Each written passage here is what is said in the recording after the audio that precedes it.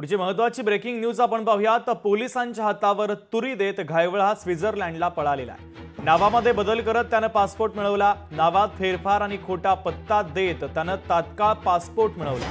2022 मध्ये जामीन मिळताना पासपोर्ट जमा केलाच नव्हता। पुणे पोलिसांना गुंगारा देत निलेश घायवळची ही परदेश भ्रमंती सध्या पाहायला मिळते। आपल्याकडे जो गुन्हा दाखल आहे मोकाचा अगेन्स्ट निलेश घायवळ आणि त्याच्या सर्व गँगवरती, त्यातली काही 5 आरोपी आपण अटक केले आहेत, 5 अजून फरार आहेत। त्याच्यामध्ये मेन आरोपी जो आहे तो निलेश घायवळ, तो सध्या आउट ऑफ इंडिया आहे अशी आम्हाला माहिती कळते। त्यासाठी पोलिसांनी जी कायदेशीर लुकआउट नोटीस आहे ती इश्यू केलेली आहे।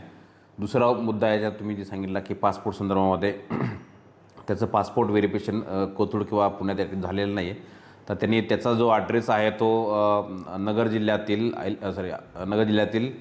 कोतवाली पोल्ट्रीच्या हद्दीत माळीवाडा हा भाग आहे असा ॲड्रेस त्यांनी त्या ठिकाणी दिलेला असं निष्पन्न होत आहे।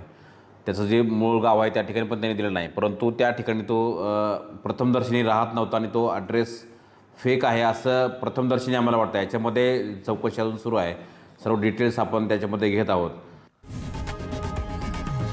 लोकशाही मराठी ऐका, पहा, जागरूक रहा।